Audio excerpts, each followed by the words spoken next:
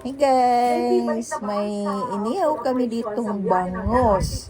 Linagyan namin ng sibuyas at kamatis sa loob ng tiyan. Yan, yummy, mainit pa guys.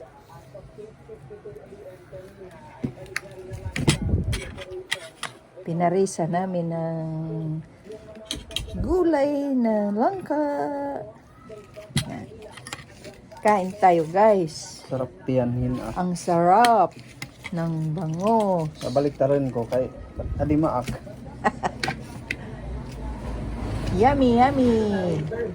Ang LRT2.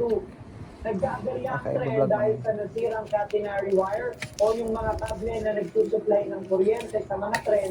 Ayan guys, ang inihaw na bangus. So yummy.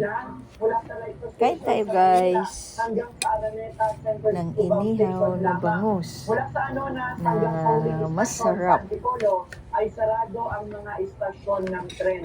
Napilitan ng ilang mga pasahero kanina na lumipat na lang ng ibang mode of transportation gaya ng jeep, bus, taxi at mga motorcycle taxi.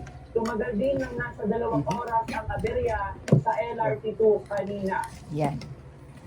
Punong-puno siya ng gulay sa loob. Iimbestigahan pa nila kung ano yung naging dahilan kung bakit nasira yung catenary wire nga dito sa linya ng tren. At inaantabayan na lang din natin kung mapapautakan pa tayo na panayaw para makakuha ng iba pang detalye kung ano naman yung gagawin ng LRT2 para maiwasan o hindi na maulit yung ganitong klase ng aberya na nagiging perwisyo na sa ibang mga pasahero.